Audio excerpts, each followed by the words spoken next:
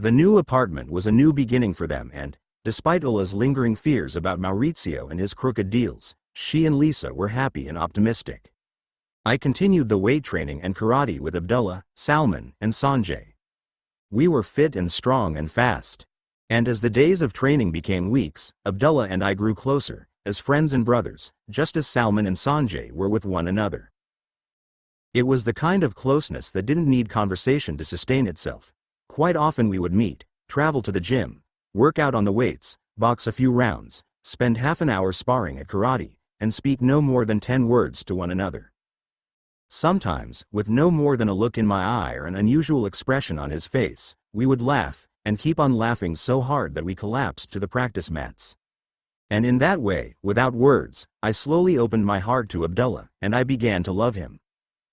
I'd spoken to the head man of the slum, Qasim Ali Hussein, and to several others, including Johnny Cigar, when I'd first returned from Goa. I saw Prabhakar in his taxi every other day. But there were so many new challenges and rewards in Ghani's passport workshop, and they kept me so busy and excited, that I stopped working, even occasionally, at the slum clinic I'd founded in the little hut that had been my home. On my first visit to the slum in several weeks, I was surprised to find Prabhakar in the wriggling convulsions of a dance while the slum musicians were rehearsing one of their popular songs. The little guide was dressed in his taxi driver's khaki shirt and white trousers. He wore a purple scarf around his neck and yellow plastic sandals. Approaching him unobserved, I watched him in silence for a while. His dance managed to combine obscenely lewd and suggestive thrusts of his hips with the facial expressions and hand-whirling gestures of a childlike innocence. With clownish charm he held his open palms beside his smiling face one moment, and then pumped his groin back and forth with a determined little grimace the next. When he finally turned and saw me, his face exploded in that huge smile, that uniquely wide and heart-filled smile, and he rushed to greet me.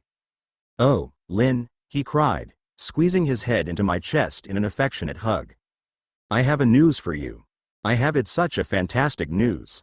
I was looking for you in every place. Every hotel with naked ladies, every drinking bar with black market peoples, every dirty slum, every... I get the picture, Prabhu. So, what's your news? I am to be getting married. I am making a marriage on Parvati. Can you believe it? Sure, I can believe it. Congratulations. I take it you were practicing, just now, for the wedding party."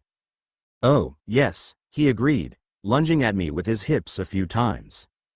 "I want a very sexy dancing for everybody at the party. It's a pretty good sexy, isn't it? It's sexy, sure. How are things here? Very fine. No problem. Oh, Lin, I forgot. Johnny, he is making a marriage also. He will be married with Sita, the sister of my own beautiful Parvati. Where is he? I want to say hello. He is down at the seashore, you know, at the place where he sits on the rocks, for being lonely. The same place where you also enjoy a good lonely.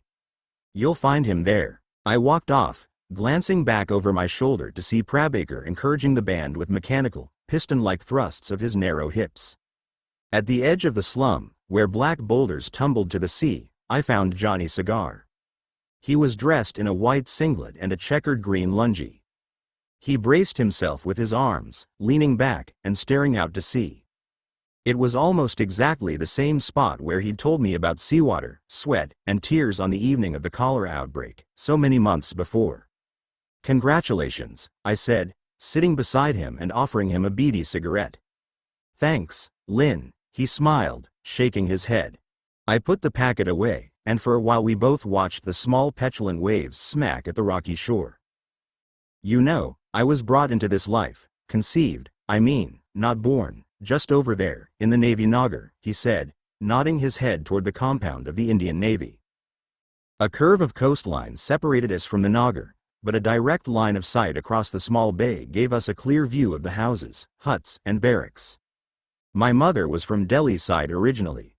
Her family, they were all Christians. They made good money in the service of the British, but they lost their position and their privileges after the independence. They moved to Bombay when my mother was 15 years old. Her father took employment with the Navy, working as a clerk. They lived in a Jopadpati near here. My mother fell in love with a sailor.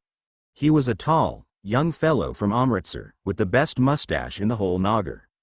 When she became pregnant with me, her family threw her out. She tried to get some help from the sailor who was my father, but he left the Nagar, and she never saw him or heard about him again. He paused, breathing through his nose, with his lips pressed tightly together. His eyes squinted against the glare from the glittering sea and the fresh, persistent breeze. Behind us we could hear the noises of the slum. Hawkers' cries, the slap of clothes on stone in the washing area, children playing, a bickering complaint, and the jangling music for Prabaker's piston hips. She had a tough time of it, Lynn. She was heavily pregnant with me when they threw her out.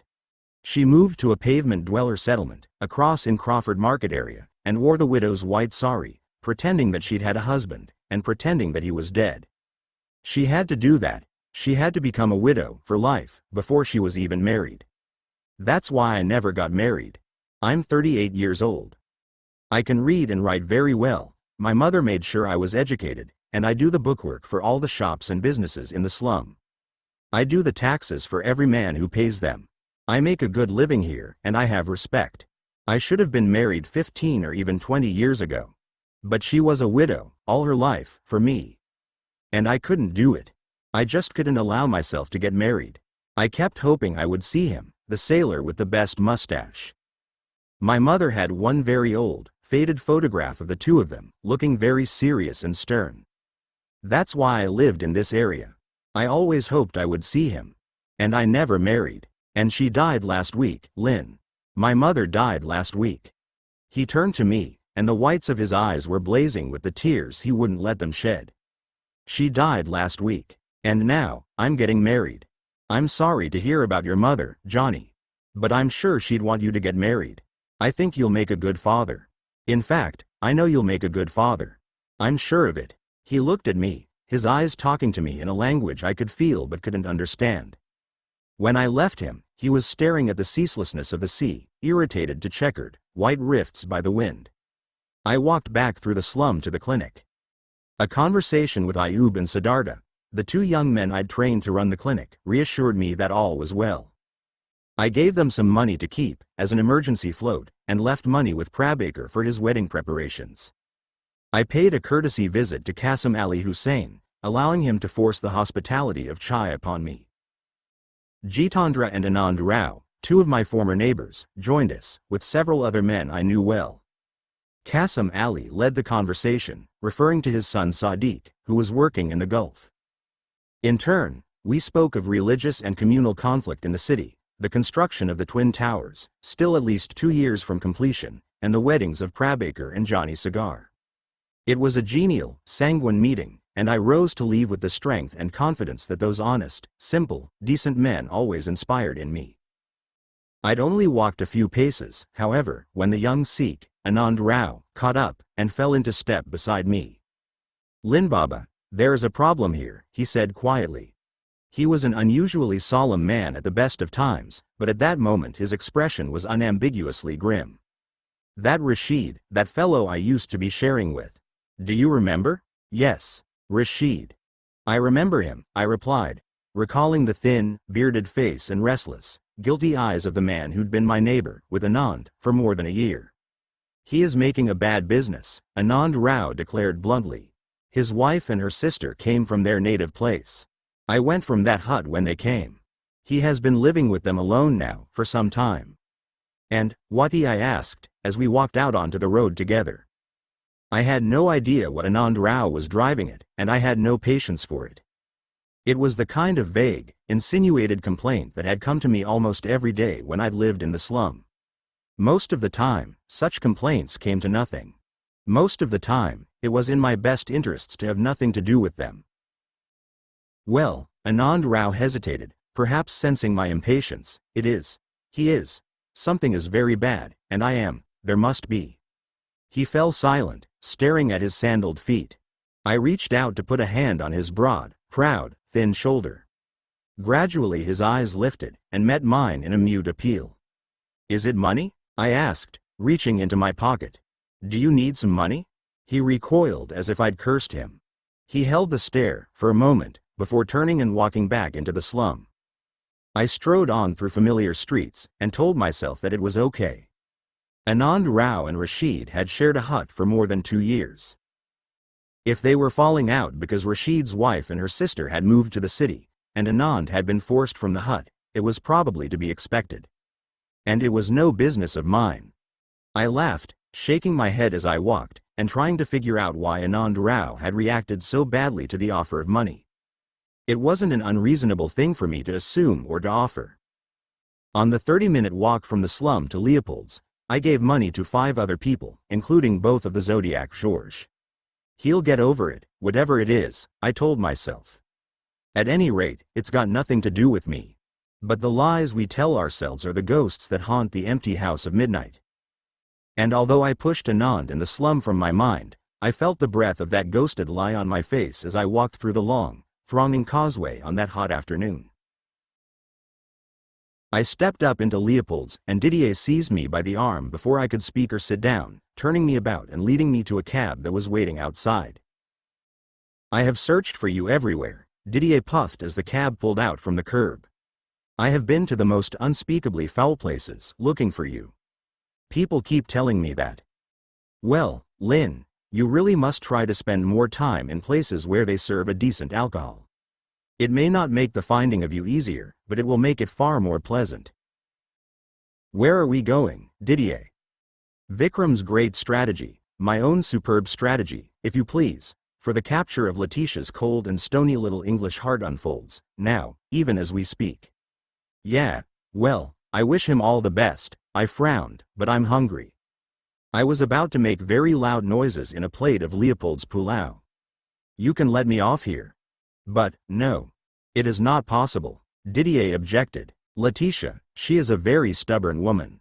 She would refuse gold and diamonds if someone insisted that she should take them. She will not participate in the strategy unless someone convinces her. Someone like you, my friend.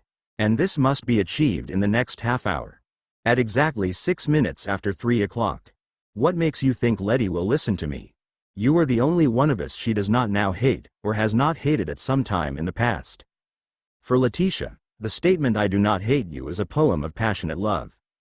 She will listen to you. I am sure of it. And without you, the plan will fail. And the good Vikram, as if loving such a woman as our Letitia was not sufficient to prove his mental derangement, he has already risked his life, several times, to make the plan possible. You cannot imagine how much preparation we have made, Vikram and I, for just this moment. Well, nobody told me anything about it, I complained, still thinking of the delicious pulao at Leopold's. But that is exactly why I have searched for you all over Kalaba. You have no choice, Lynn. You must help him. I know you. There is in you, as there is in me, a morbid belief in love, and a fascination for the madness that love puts in its victims. I wouldn't put quite that spin on it, Didier. You can spin it how you will, he replied, laughing for the first time, but you have the love disease, Lynn, and you know, in your heart, that you must help Vikram, just as I must help him. Oh God, I relented, lighting a beedi to stave off the hunger. I'll do what I can to help. What's the plan? It is quite complicated. Just a minute, I said, raising my hand to interrupt him quickly. Is this scheme of yours dangerous? Well, and does it involve breaking the law? Well, I thought so. Then, don't tell me until we get there. I've got enough to worry about. D'accord. I knew that we could count on you. Alors, speaking of worry, I have a little news that may be of some help to you. Let's have it. The woman who made the complaint about you, the woman who put you in the prison, she is not Indian. I have learned it, beyond any doubt. She is a foreigner who lives here, in Bombay. There's nothing else? No, I regret, there is nothing more. Not at this time. But I will not rest until I know all. Thanks, Didier. It's nothing. You are looking well, by the way. Perhaps even better than before you went to the prison. Thanks. I'm a little heavier, and a little fitter. And a little crazier, perhaps? I laughed, avoiding his eye, because it was true. The taxi pulled up at Marine Lines Station. Marine Lines was the first railway station after the central city terminus, at Churchgate Depot. We climbed the pedestrian ramp and found Vikram, with several of his friends, waiting for us on the station platform. Oh, fuck, Thank God you're here, man, he said, pumping my hand in a frantic, two-handed shake. I thought you weren't coming. Where is Letitia? Didier asked. She's down the platform, yar. She's buying a cold drink. See her there, just past the chai shop? Ah, yes. And she knows nothing of the plan? Not a fucking thing, man. I'm so nervous that it's not going to work, yar. And what if she gets killed, Didier? It won't be a good look for us, man, if my proposal kills her. Killing her would definitely be a bad start, I mused. Don't worry, it will be okay, Didier soothed, although he mopped his brow with a scented handkerchief as his eyes searched the empty tracks for an approaching train. It will work. You must have faith. That's what they said at Jonesville, yar. What do you want me to do, Vikram? I asked, hoping to calm him down. Okay, he replied, puffing as if he'd just run up a flight of steps. Okay. First, Letty has to stand just here, facing you. Just like I'm standing now. It has to be right here. Exactly here. We've checked it out 100 fucking times, man, and it has to be just here. Have you got that? I think so. You're saying that she has to stand just here? I teased him. Fuck, man, this is serious. Okay, take it easy. You want me to make Letty stand here? Yeah, here. And your job is to get her to put the blindfold on. The blindfold? Yeah. She's got to wear a blindfold, Lynn. It won't work without it. And she has to leave it on, even when it gets very scary. Scary? Yeah, that's your job. Just convince her to put the blindfold on, when we give you the signal, and then convince her to keep it on, yar, even if she's screaming a bit. Screaming? Yeah. We thought about a gag, but we decided, a gag might be a bit counter-fucking-productive, yar, because she might freak out a bit, with a gag. And she's going to freak out enough as it is, without using a fucking gag on her. A gag? Yeah. Okay, here she comes. Get ready for the signal. Hello, Lynn, you fat bastard, Letty said, giving me a kiss on the cheek. You're really beefing out, aren't you, son? You look good, too, I replied, smiling at the pleasure of seeing her. So, what's this all about then? She asked. It looks like the gang's all here. You don't know? I shrugged. No, of course I don't. Vikram just told me we were meeting you and Didier. Hello, Didier, and here we all are. What's up? The train from Churchgate Station came into view, approaching us at a steady pace. Vikram gave me the signal, opening his eyes as widely as the muscles would allow, and shaking his head. I put my hands on Letty's shoulders, gently turning her until she stood as Vikram had requested, with her back to the tracks. Do you trust me, Letty? I asked. She smiled up at me. A bit, she replied. Okay, I nodded. Well, I want you to do something. It's gonna sound strange, I know, but if you don't do it, you'll never know how much Vikram loves you, how much we all love you. It's a surprise that we figured out for you. It's about love. The train slowed behind her as it entered the station. Her eyes were gleaming. A smile flickered and faded on her open lips. She was intrigued and excited. Vikram and Didier were gesturing wildly, behind her back, for me to hurry. The train stopped with a wheezy creak of metal triumph. So, here it is. You have to put a blindfold on, and you have to promise us not to look until we tell you. Is that it? Well, yeah, I shrugged. She looked at me. She stared. She smiled into my eyes. She raised her eyebrows, and turned down the corners of her mouth as she considered it. Then she nodded. Okay, she laughed. Let's do it. Vikram leapt forward with the blindfold and tied it on, asking her if it was too tight. He guided her a step or two backwards, toward the train, and then told her to raise her arms over her head. Raise my arms? What, like this? If you tickle me, Vikram, you'll pay. Some men appeared at the edge of the roofline on the train carriage. They'd been lying on the roof of the train. They leaned over and seized Letty's raised arms, lifting her slight frame effortlessly onto the roof with them. Letty shrieked, but the piercing sound was lost in the shrill of the train guard's whistle. The train began to move. Come on, Vikram shouted to me, climbing up the outside of the carriage to join her. I glanced at Didier. No, my friend, he shouted. This is not for me. You go, hurry. I jogged along beside the train, and clambered up the outside of the carriage to the roof. There were a dozen men or more on the roof. Some of them were musicians. Sitting together, they cradled tablas, cymbals, flutes, and tambourines in their laps. Further along the dusty roof was a second group. Letty sat in the middle of them. She still wore the blindfold. Men held her at the shoulders, one on each arm, and two from behind, to keep her safe. Vikram knelt in front of her. I heard his pleading as I crept along the roof toward them at a crouch. I promise you, Letty. It really is a great surprise. Oh, it's a friggin' surprise all right, she shouted. And not half as big as the surprise you're gonna get when we get down from here, Vikram Bloody Patel. Hi, Letty, I called to her. Great view, eh? Oh, sorry. Forgot about the blindfold. Well, it will be a great view when you can see it. This is fucking madness, Lynn, she shouted at me. Tell these bastards to let go of me. That wouldn't be wise, Letty, Vikram answered. They're hanging on to you so you don't fall, yar, or stand up and snag yourself on an overhead wire or something. It's really only another half a minute, I promise you, and then you'll understand what all is happening. I understand, don't you worry. I understand that you're a dead man, Vikram, when I get down from here. You might as well throw me off the bloody roof now, I'm tellin' ya. If you think Vikram untied the blindfold and watched her as she looked around, taking in the perspective from the roof of the fast-moving train.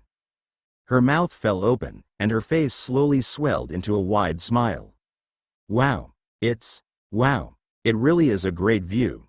Look, Vikram commanded, turning to point along the roofs of the train carriages. There was something stretched across the tracks, much higher than the roofline of the train. It was strung between the pylon supports for the overhead electric wires. It was a huge banner, puffed like the sail of a ship in the steady breeze. There were words painted on it.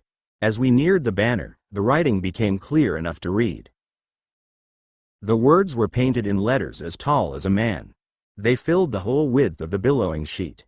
Letitia, I love you. I was afraid you would stand up and hurt yourself, Vikram said. That's why those fellows were holding on to your arms. Suddenly, the musicians struck up the chiming, thudding strains of a popular love song. Their voices soared over the blood-stirring thump of the tablas and the wail of the flutes. Vikram and Letty stared at one another, their eyes holding as the train pulled into a station, stopped, and pulled out again. Halfway to the next station, we approached another banner. Vikram wrenched his eyes from hers and looked ahead. She followed his gaze. More words were written across the taut white cloth. Will you marry me? We passed beneath the pennant and out into the soft afternoon light. Letty was crying. They were both crying. Vikram threw himself forward and wrapped her in his arms. They kissed. I watched them for a moment and then I turned away to face the musicians. They grinned at me, wagging their heads and laughing as they sang. I did a little victory dance for them as the train rocked and rumbled through the suburbs. Millions of dreams were born there, around us, every day. Millions of dreams died there and were born again. The humid air was thick with dreams, everywhere, in my Mumbai. My city was a steaming, sweltering hothouse garden of dreaming. And there, on that red-brown rusting metal roof, a new dream of love was born. And I thought of my family as we rushed through the humid dreaming air. And I thought about Carla.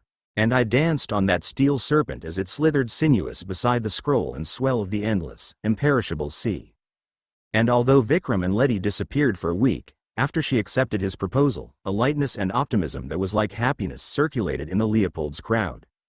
When he finally did return, that positive feeling greeted Vikram with real affection. Abdullah and I had just finished our training and we teased him, mercilessly, for his delirious, exhausted joy.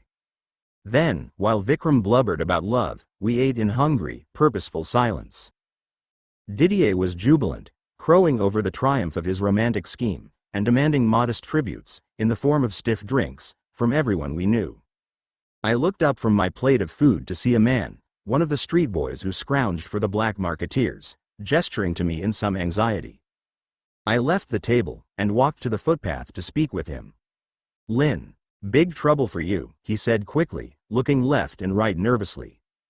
3 men, Africans, big men, very strong, they look for you, they want to kill you. Kill me? Yes. Sure. Better you go.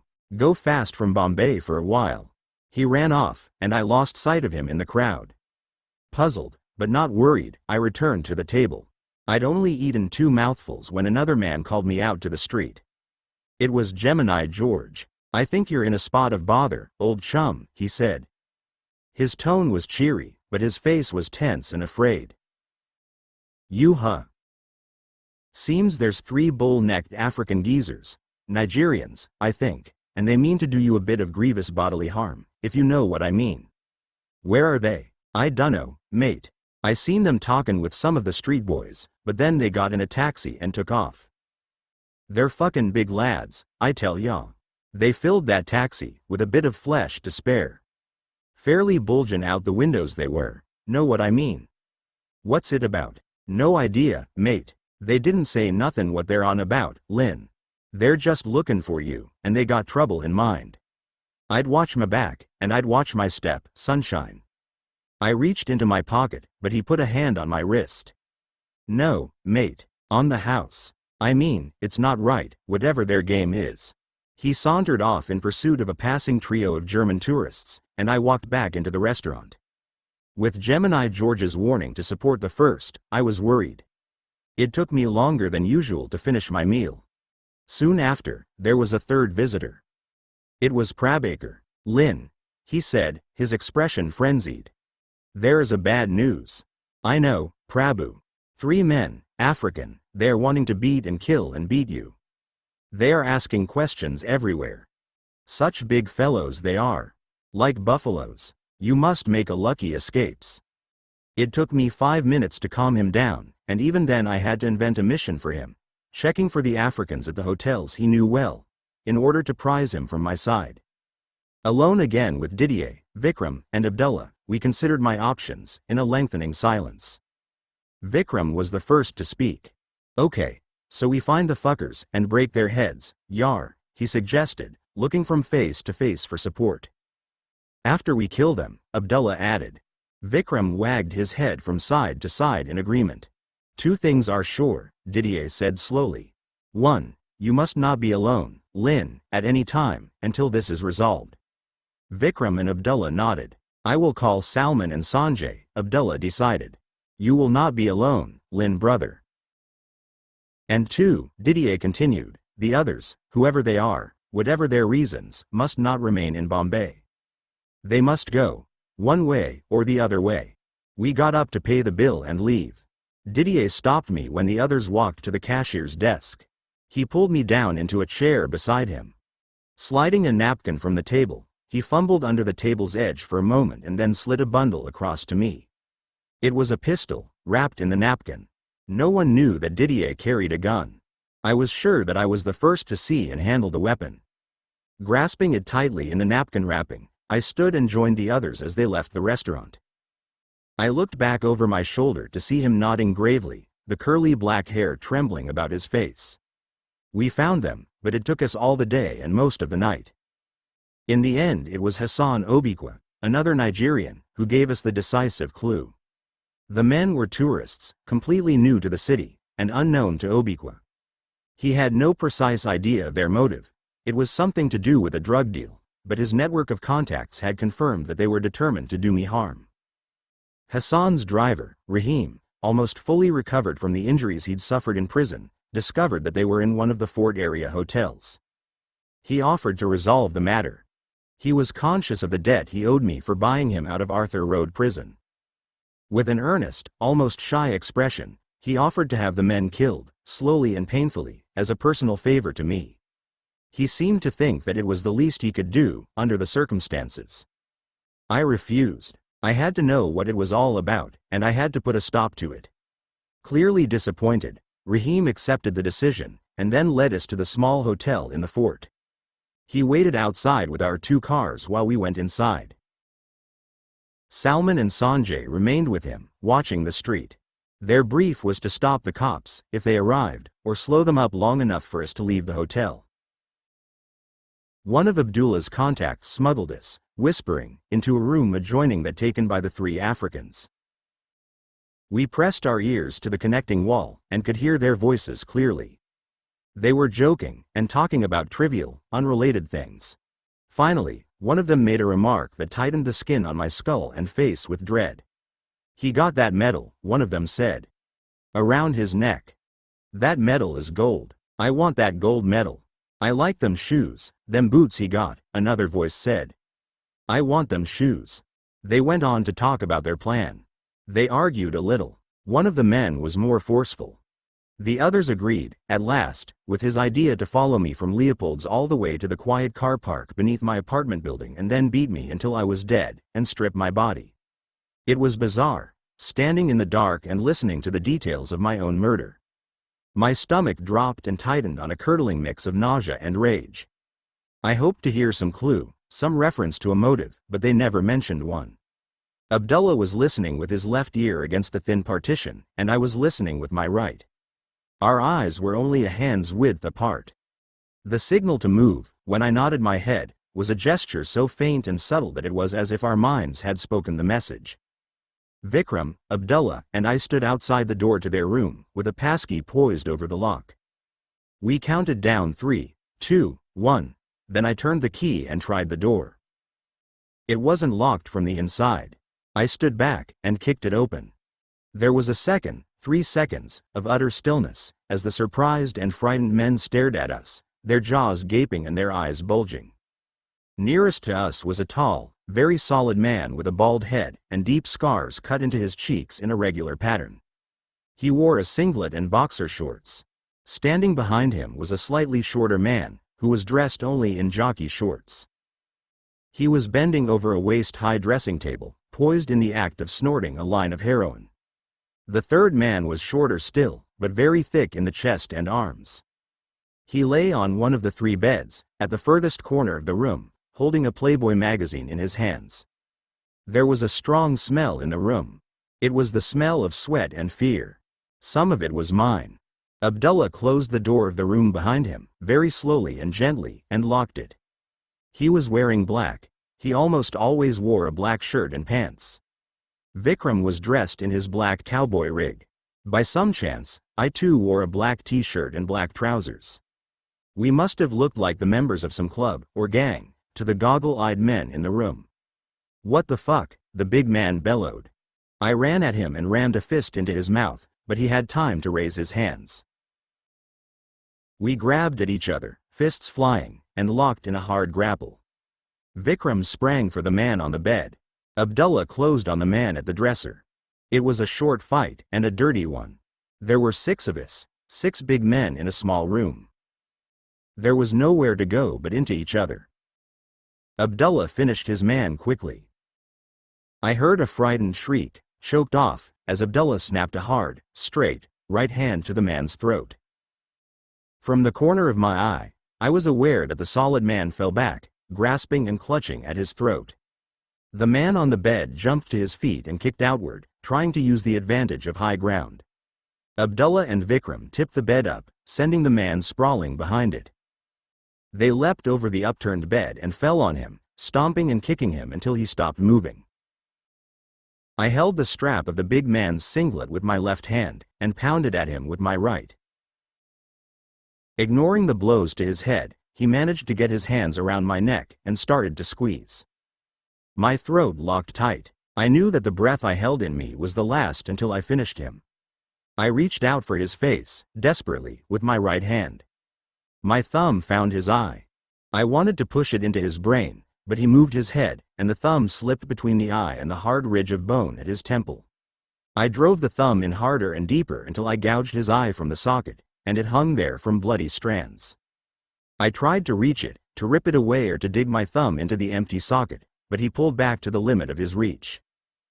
The eye hung out on his cheek, and I swung my fist at his head, trying to crush it. He was a hard man. He didn't give up. His hands squeezed tighter. My neck was strong and the muscles were well developed, but I knew he had the strength to kill me. My hand reached, groping for the pistol in my pocket. I had to shoot him. I had to kill him. That was all right. I didn't care. The air in my lungs was spent, and my brain was exploding in Mandelbrot whirls of colored light, and I was dying, and I wanted to kill him. Vikram crashed a heavy wooden stool into the back of the big man's bald head. It's not as easy to knock a man out as it seems in the movies. It's true that a lucky hit can do it in one shot, but I've been hit with iron bars, lumps of wood, boots, and many hard fists, and I've only ever been knocked out once in my life. Vikram slammed the heavy stool into the back of the man's head 5 times, with all of his strength, before the big man buckled and fell. He was defeated and groggy. The back of his head was pulpy. I knew that his skull was fractured in several places. Somehow, he was still conscious. We worked on them for half an hour, overcoming their initial reluctance to talk. Rahim joined us, speaking in English and their Nigerian dialect. Their passports told us who they were, Nigerian citizens, on tourist visas. Other information in their wallets and luggage told us where they'd stayed in Lagos before they came to Bombay. Little by little, the story emerged. They were muscle hit men, sent by a gangster in Lagos to punish me for a major heroin and Mandrix tablet deal that had gone wrong. The deal involved some $60,000, money that their boss in Lagos had lost in a hustle in Bombay.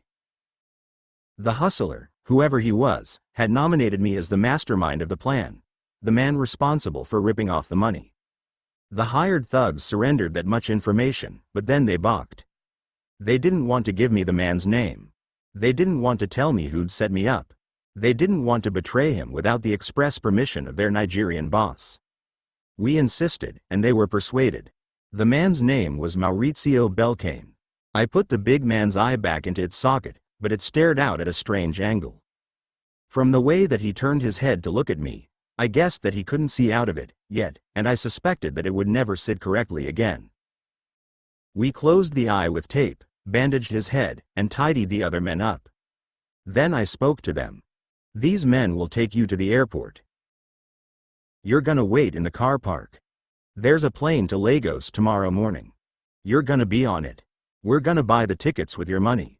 And get this straight, I had nothing to do with this. That's not your fault. It's Maurizio's, but that doesn't make me any happier about it. I'm gonna fix Maurizio for lying about me. That's my business now. You can go back to your boss and tell him that Maurizio will get what's coming to him. But if you ever come back here, we'll kill you. Understand? You come back to Bombay, you die. Yeah, you fucking understand? Vikram shouted at them, lashing out with a kick.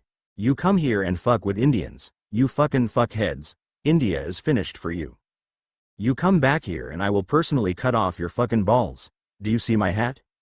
You see the mark on my fucking hat, you fucking Bahanchwa? You put a mark on my fucking hat. You don't fuck with an Indian guy's hat. You don't fuck with Indian guys for any reason, hat or no hat. Not ever, and especially not if they do wear a hat. I left them and took a cab to Ula's new apartment. She would know where Maurizio was if anyone knew. My throat was aching, and I could hardly talk. The gun in my pocket was all I could think about. It swelled, in my mind, until it was huge, until the pattern of ridges on the handle was as large as the whale of bark on a cork tree. It was a Walther P38, one of the best semi-automatic pistols ever made. It fired a 9mm round from an 8-shot magazine, and in my mind I saw all 8 of them punch their way into Maurizio's body. I mumbled the name, Maurizio, Maurizio, and a voice in my head, a voice that I knew very well, said, "Get rid of the gun before you see him." I knocked hard on the door of the apartment, and when Lisa opened it I brushed past her to find Ula sitting on a couch in the lounge room. She was crying. She looked up when I entered, and I saw that her left eye was swollen, as if she'd been hit. "Maurizio," I said, "where is he?" "Lynn, I can't," she sobbed. "Modena, I'm not interested in Modena. I want Maurizio. Tell me where he is." Lisa tapped me on the arm. I turned, and noticed for the first time that she had a large kitchen knife in her hand. She jerked her head toward the nearest bedroom. I looked at Ula, and then back to Lisa. She nodded at me, slowly. He was hiding in a wardrobe. When I dragged him out, into the room, he pleaded with me, begging me not to hurt him. I grabbed the belt at the back of his trousers, and marched him to the door of the apartment. He screamed for help, and I hit him in the face with the pistol.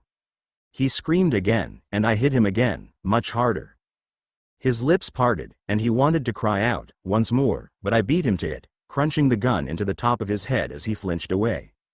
He was quiet. Lisa snarled at him, brandishing the knife. "You're lucky I didn't put this in your guts, you son of a bitch. If you ever hit her again, I'll kill you." "What did he want here?" I asked her. "It's all about the money. Modana's got it." Ulla called Maurizio.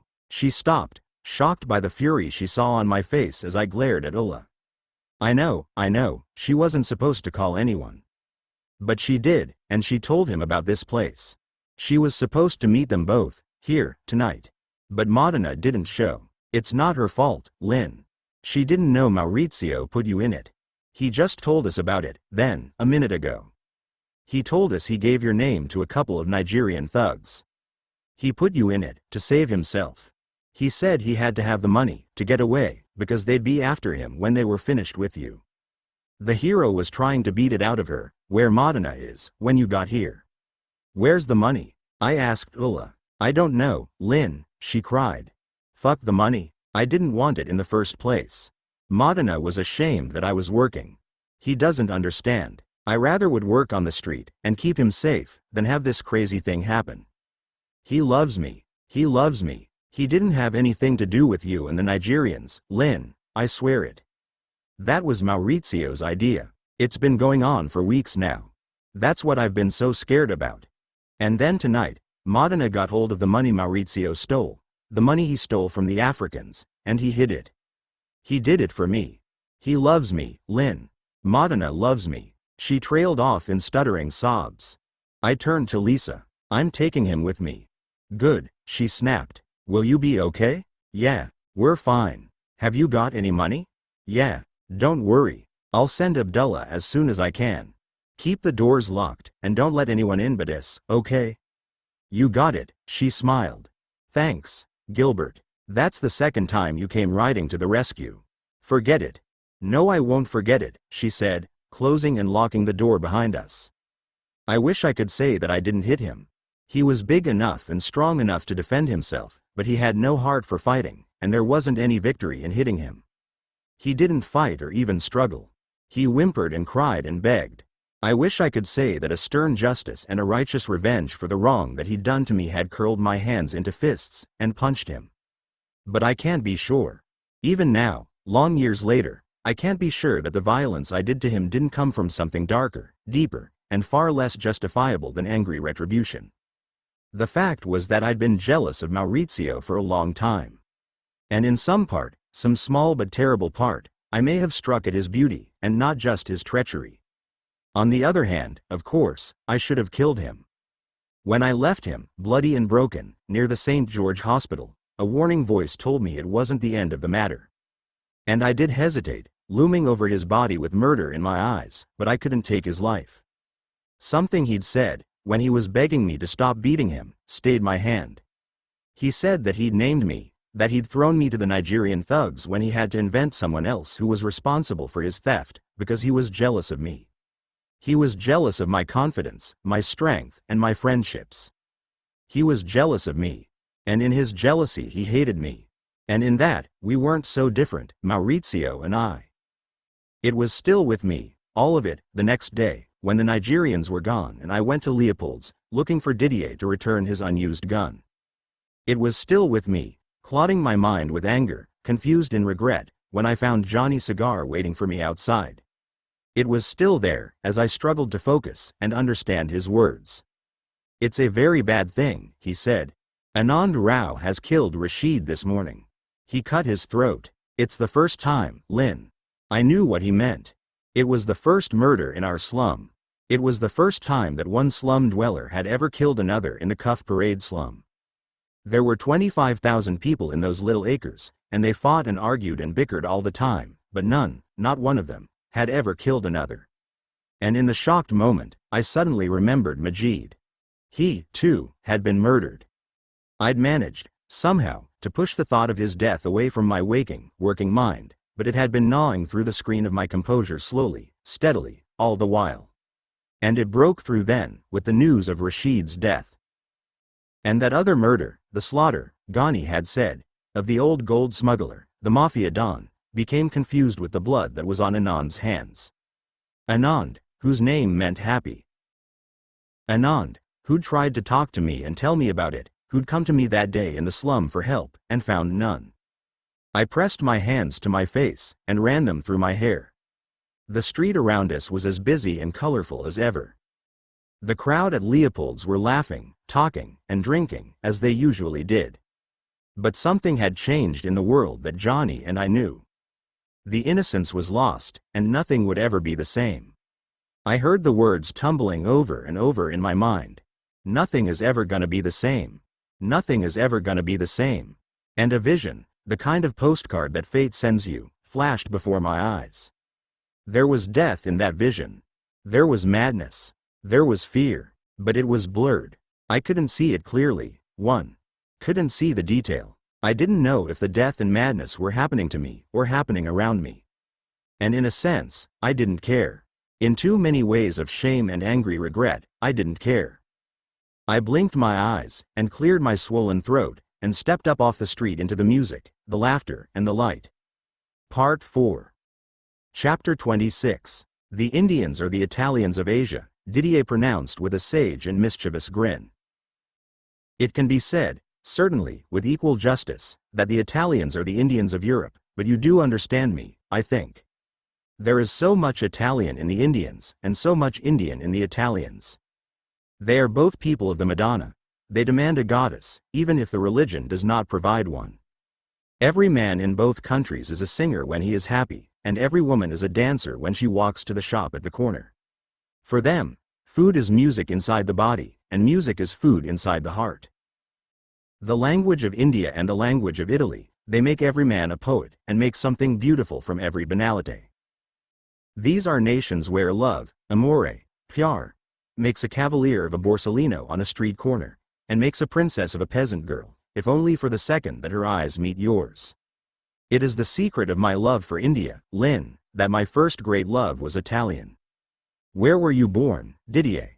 Lynn, my body was born in Marseille, but my heart and my soul were born 16 years later, in Geneva.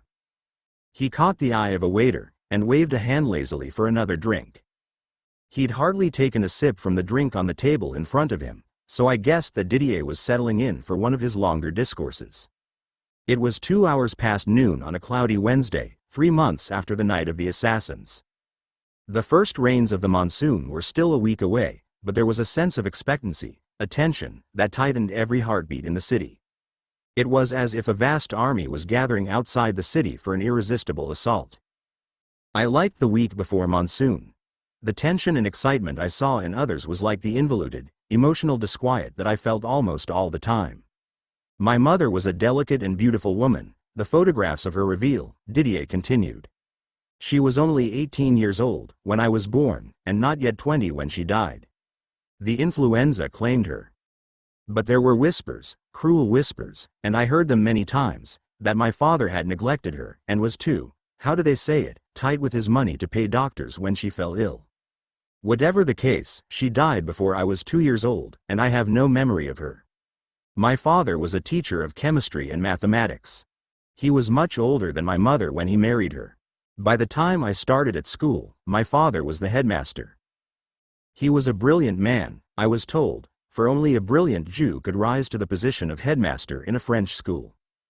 The racism, the anti-Semitism in and around Marseille at that time, so soon after the war, was like a sickness. It was a guilt that pinched at them, I think. My father was a stubborn man. It is a kind of stubbornness that permits one to become a mathematician, isn't it? Perhaps mathematics is itself a kind of stubbornness, do you think? Maybe, I replied, smiling. I never thought about it that way, but maybe you're right. Alors, my father returned to Marseille, after the war, and returned to the very house that he had been forced to leave when the Jew haters took control of the town. He had fought with the resistance, and he was wounded, in hand-to-hand fighting with the Germans. Because of that, no one dared to challenge him. Not openly. But I am sure that his Jewish face and his Jewish pride and his beautiful young Jewish bride reminded the good citizens of Marseille of the thousands of French Jews who were betrayed and sent to their deaths. And it was a cold triumph for him, returning to that house he had been forced out of, and to that community that had betrayed him. And that coldness claimed his heart, I believe, when my mother died. Even his touch, when I think of it now, was cold. Even his hand, when he touched me. He paused and took a sip from his glass, replacing it slowly and carefully in the precise circle of moisture it had left on the table in front of him. Well then, he was a brilliant man, he continued, raising his eyes to mine with a hastily gathered smile. And, with one exception, he was a brilliant teacher. The exception was me. I was his only failure. I had no head for science and mathematics. They were languages I could never decipher or understand. My father responded to my stupidity with a brutal temper. His cold hand, it seemed to me when I was a child, was so large that when he struck me my whole body was shocked and bruised by the giant's hard palm and the whips of his fingers. I was afraid of him, and ashamed of my failures at school, so I played the truant very often, and fell into what the English call a bad company. I was many times in the courts, and served 2 years in the prisons for children before my 13th birthday. At 16, I left my father's house, my father's city, and my father's country forever. By chance I came to Geneva. Have you seen it? I tell you, it is the jewel in the tiara of the Ligurian coast. And one day, on the beach at Geneva, I met a man who opened my life to every good and beautiful thing that there is in the world. His name was Ronaldo. He was 48 years old then, when I was 16. His family held some ancient title, a noble line that reached to the time of Columbus. But he lived in his magnificent house on the cliffs without the pretensions of his rank.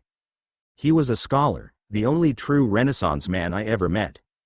He taught me the secrets of antiquity, the history of art, the music of poetry, and the poetry of music. He was also a beautiful man. His hair was silver and white, like the full moon, and his very sad eyes were gray. In contrast to the brutish hands of my father, with their chilling touch, Ronaldo's hands were long, slender, warm, expressive, and he made tenderness in everything that he touched. I learned what it is to love, with all of the mind and all of the body, and I was born in his arms. He began to cough, and attempted to clear his throat, but the cough became a fit that racked his body in painful spasms. "You've got to stop smoking and drinking so much, Didier. And you've got to do a little exercise now and then." "Oh, please," he shuddered, stubbing out a cigarette and fishing another from the pack in front of him as the coughs subsided. "There is nothing so depressing as good advice, and I will be pleased if you do not inflict it upon me. Frankly, I am shocked at you. You must know this, surely? Some years ago I suffered such an offensively gratuitous piece of good advice that I was depressed for 6 months afterward. It was a very close call, I almost never recovered. Sorry," I smiled. "I don't know what came over me." "You are forgiven," he sniffed, downing one glass of whiskey as the waiter brought the next. "You know," I admonished him, "Carla says that depression only happens to people who don't know how to be sad." "Well, she is wrong," he declared. "I am an expert in the treatise. It is the perfect, definitive human performance. There are many animals that can express their happiness, but only the human animal has the genius to express a magnificent sadness. And for me it is something special, a daily meditation. Sadness is my one and my only art." He pouted for a few moments, too peeved to proceed, but then raised his eyes to meet mine and laughed out loud. "Have you heard from her?" he asked. "No. But you know where she is?" "No. She has left Goa?" "I asked a guy the first no down there, Dashrant. He owns a restaurant on the beach where she was staying. I asked him to keep an eye on her, and make sure she was okay. I called him last week, and he told me she left. He tried to talk her into staying, but she, well, you know." Didier pursed his lips in a reflective frown. We both watched the shuffling, idling, bustling, scurrying street only 2 meters away, beyond the wide entrance to Leopold's. "Et bien, don't worry yourself about Carla," Didier said at last. "At the least, she is well protected." I assumed that Didier meant she could take care of herself and, perhaps, that she lived under a good and lucky sign. I was wrong. There was more to the remark than that. I should have asked him what he meant, of course. In the long years since that conversation I've asked myself 1,000 times how different my life might have been if only I'd asked him what he meant by that remark. Instead, my head full of assumptions and my heart full of pride, I changed the subject. "So, what happened?" "Happened?" he asked, bewildered. "What happened to you and Ronaldo in Geneva?" "Ah, yes. He loved me, and I loved him, it was true, but he made an error of the judgment. He gave my love a test. He allowed me to discover the secret place where he kept a large sum of cash. I could not resist the temptation that he offered to me. I took the money and ran away. I loved him, but I took his money, and I ran away. For all his wisdom, he did not know that love cannot be tested.